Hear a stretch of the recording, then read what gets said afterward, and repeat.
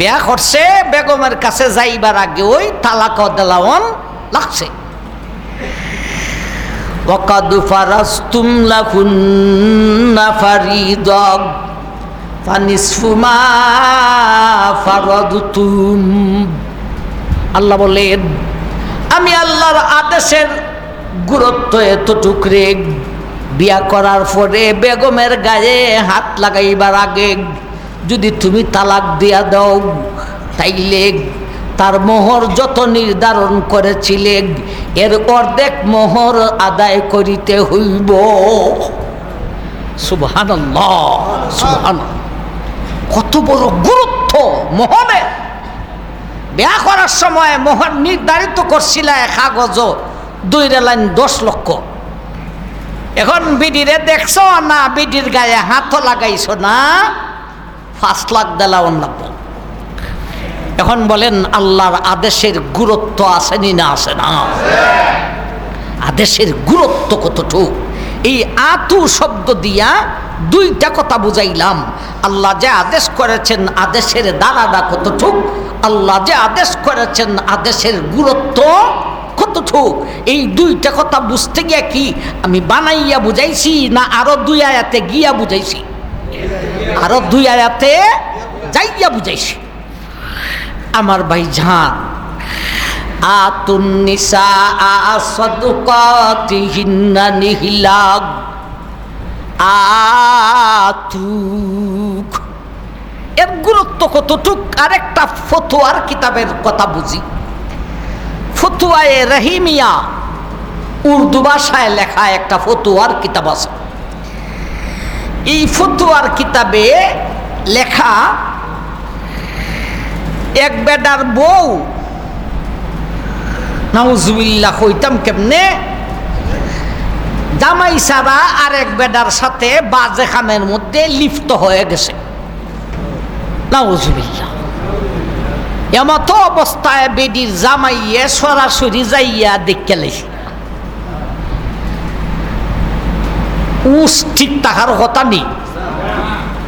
বেডায় রাগের সুদে জাগা থই 3 তালাক মাইরা দিছে।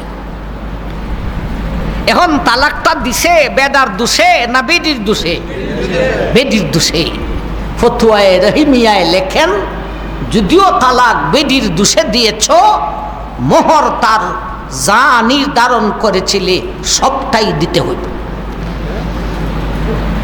সবটাই দিতে হবে। বেডির দোষে ওই তালাক দিছ, কিন্তু মোহর সবটাই দিতে হবে। এখন বুঝেন আল্লাহর আদেশের গুরুত্ব কতটুকু। এই আতু দিয়া 2টা শব্দ, আতু শব্দ দিয়া 2টা কথা বুঝলাম। একবার কোন সুবহানাল্লাহ। মাত্র আতু একটা শব্দ, সময় কতক্ষণ গেছে? আধা ঘন্টার উপরে মনে হয়ে গেছে গিয়া, ঠিক নেই?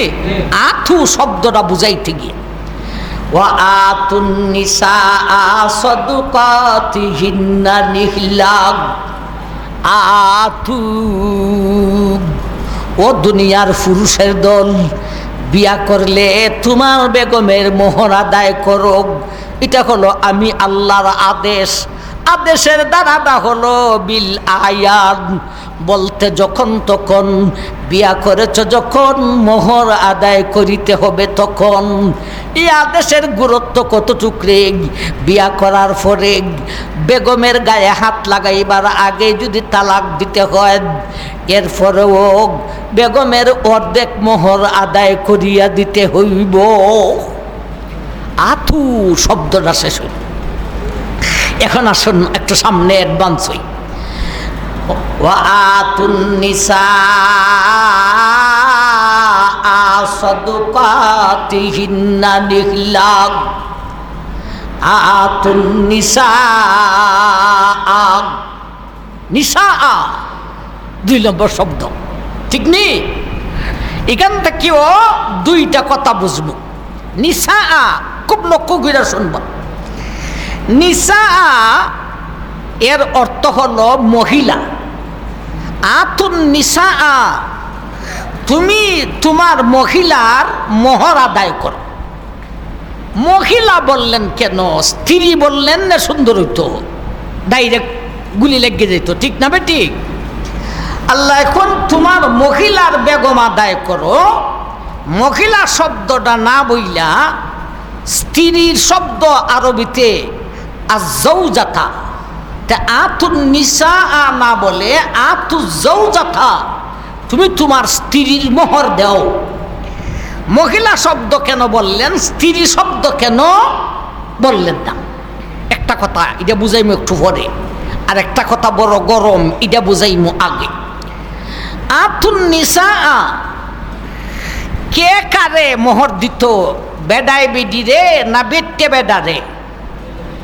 কোন আতুন নিসা, আতুর ফাইল হইল বেডা, বেডায় দিত নিসা মহিলাকে। তাইলে জামাইয়ে বউরে দিত, বউয়ে জামাইরে দিত নি? বউয়ে জামাইরে বউর পক্ষ থেকে খুশি হইয়া যদি দিতে আপনার বাড়ি বই গেলায় অসুবিধা নাই, কিন্তু আপনি যদি হন আমি একটা গুন্ডা, আমার দিতে হবে হুন্ডা। আবার ভাই এটার নাম মোহর না যৌতুক? যৌতুক। তাইলে ঘটনাটা কি হইছে? বেডায় দিলে মোহর হয়, বেটে দিলে যৌতুক হয়। অথচ মোহর দেওয়ান ওয়াজিব, যৌতুক দেওয়ান হারাম। কেন? এই কথাটা বুঝতে হবে কেন, কারণ কি? ভাই রমজানের মাস, বিষয় বুঝাইতে গিয়ে অনেক কিছু হন লাগে। ভাই স্বামী স্ত্রী এই গোপনীয় কাজে প্রত্যেকেই একজনে আর একজনের অঙ্গকে ব্যবহার করে স্বাদ হয়। স্বাদটা বেডার বেশি না বেডির বেশি? না, সমান সমান। ঠিক না বেঠিক? সমান সমান। মজা স্বাদ এক জাতেরই। যেমন বেডায় বেডির একটা নির্ধারিত অঙ্গ ব্যবহার করে, বেটেও বেডার একটা নির্ধারিত অঙ্গ ব্যবহার করে, এবং স্বাদ হয় সমান সমান। তাইলে বেটে দেওয়ান হারাম কেন, বেডায় দেওয়ান ওয়াজিব কেন? বেটে দিলে যৌতুক কেন, বেডায় দিলে মোহর কেন? মজা তো দুজনেরই সমান। তাইলে বেডায় দিতে ওয়াজিব আর বেটে দিলে হারাম। মোহর দেওয়ান ওয়াজিব, যৌতুক দেওয়ান হারাম। এর কারণটা কি? এই দুইটা কথা বলবো আন-নিসা শব্দ দিয়া। আন-নিসা শব্দ দিয়া এই দুইটা কথা আমরা বুঝতাম। কথা বুঝো এসে নি না? এসে না? আন-নিসা শব্দ দিয়া দুইটা কথা বুঝতাম। আমার ভাই বুঝুননি না? কঠিন লাগতেছে? আমার ভাই জান, আমরা বেটার দল, আমরা মোহর দেওয়ান লাগবো। যারা দিছুন না সাবধান, যাইয়া জলদি আদায় করুন। আমার ভাই জান, বেডায় দেওয়ান ওয়াজিব, বেটে দেওয়ান হারাম। এর উত্তর দিমু দুইটা। একটা উত্তর হলো, আমার ভাই জান, বেডায় দেওয়ান ওয়াজিব, বেটে দেওয়ান হারাম।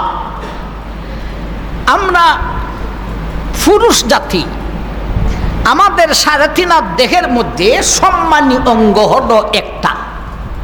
সম্মানী অঙ্গ হয় না একটা। এটা কোনটা? কোন দেখি? চেহারা। সম্মানী অঙ্গ কোনটা? চেহারা। আর এই চেহারার মধ্যে আরো সম্মানী হলো দুইটা অঙ্গ, নাক আর কপাল। এই কপালকে সৃষ্টি করেছি আমি মৌলা। ও বামুর বান্দে অকল গো, এই কপালটারে সৃষ্টি করেছি টিপ দেওয়ার জন্য নয়। কপালটারে সৃষ্টি করেছি আমি আল্লাহকে সজিদা করার জন্য। আমার ভাই, চেহারা হলো সম্মানী অঙ্গ। কেন সম্মানী অঙ্গ? এখানে অনেক উলামায়ে কেরাম, অনেক উলামায়ে কেরাম। চোখ হইল আলেম, দেখার আলিম। খান হইল শ্রবণের আলিম। নাক হইল স্বাদ গ্রহণের আলিম। শ্বাস প্রশ্বাসের আলেম। আর জিহ্বা হইল স্বাদ গ্রহণের আলেম। এখানে অনেক উলামায়ে কেরাম আছে। 3.5 দেহের মধ্যে আর কোনো জায়গায় উলামায়ে কেরাম নাই।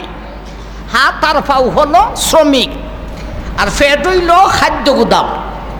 কথা বুঝাইছি না আইসে না, কথা লম্বা করলে হইতো না। মানুষের সারা তিন দেহের মধ্যে সবচাইতে সম্মানী অঙ্গ হলো তার চেহারা। এজন্য চেহারার মধ্যে প্রহার করা নিষেধ। মা বাবা সন্তানের চেহারায় প্রহার করা নিষেধ, উস্তাদে সন্তানের চেহারায় প্রহার করা নিষেধ, স্বামী স্ত্রীর চেহারায় প্রহার করা নিষেধ, সুরের চেহারায় পর্যন্ত প্রহার করা মারা হইল নিষেধ। কারণ এখানে হলো আলেম এবং আলেমের মর্যাদা আছে। লা তাকফু মা লাইসা লাকা বিহি ইলমুন ইন্নাস সামআ ওয়াল বাসারা ওয়াল ফুআদা কুল্লুন উলাইকা কানা আনহু মাসউলা। আলেম যেমন আমার ভাইজান, যেমন মাথা তেমন ব্যথা। আমরা উলামায়ে কেরাম হাসরের মাঠে যত প্রশ্নের সম্মুখীন হইব, আপনারা জনগণ এত প্রশ্নের সম্মুখীন হইবেন না। যেমন মাথা তেমন ব্যথা। আমার ভাই, এরা যে আলেম, চোখ আলিম, কান আলিম, আল্লাহ বলেন এই জন্য হাসরের মাঠে এদেরকে আলাদাভাবে প্রশ্ন করা হবে। চোখ তুমি কি দেখেছ? বেগানা নারী দেখেছ নি? বেগানা পুরুষ দেখেছ নি? জিহ্বা, তুমি হালাল খাইছো না হারাম খাইছো? প্রশ্ন করা হবে। যাই হোক, পুরুষ জাতির সাড়ে তিন দেহের মধ্যে সম্মানী অঙ্গ হলো মাত্র হয় না একটা, এটা হলো চেহারা। মহিলাদের সাড়ে তিন দেহের মধ্যে সম্মানী অঙ্গ হলো দুইটা। মহিলাদের সাড়ে তিন দেহের মধ্যে সম্মানী অঙ্গ কয়টা? দুইটা। একটা হলো তার চেহারা, আর একটা হলো তার সেই গোপনীয় অঙ্গ, গুপ্ত অঙ্গ। এটা হলো সম্মানী। আমাদের গোপনীয় অঙ্গটা এটা সম্মানী নয়, এটা হলো মহিলাদেরটা হলো সম্মানী। এই সম্মানকে বজায় রাখতে গিয়া আমরা যদি কাপড় খুলে, লঙ্গি খুলে মানুষে দেখতে লাইব, এরার যদি কাপড় খুলে তথাপিও অত সহজে দেখতে পারবে না। সম্মানী অঙ্গকে ঢাকিয়া রাখার জন্যে এমন একটা স্থানের মধ্যে সৃষ্টি করেছেন আমার ভাইজান। এর একটা সম্মানী কেন? ওয়া আতুন নিসা সাদুকাতিহিন্না নিহলা। ও দুনিয়ার মানুষ, এই অঙ্গটা হলো তাদের সম্মানী, পুরুষেরটা সম্মানী নয়। এদের এই গোপনীয় অঙ্গটা হলো সম্মানী। এই অঙ্গ দিয়া আল্লাহর খলিল ইব্রাহিম আলাইহিস সালাতু ওয়াস সালাম দুনিয়াতে আসেন। এই অঙ্গ দিয়া মুসা আসেন, এই অঙ্গ দিয়া ঈসা আসেন, এই অঙ্গ দিয়া বিশ্বনবী আসেন, এই অঙ্গ দিয়া বরফির আসেন, এই অঙ্গ দিয়া আউলিয়াগণ আসেন, এই অঙ্গ দিয়া উলামায়ে কেরাম আসেন। এটা বড় সম্মানী অঙ্গ।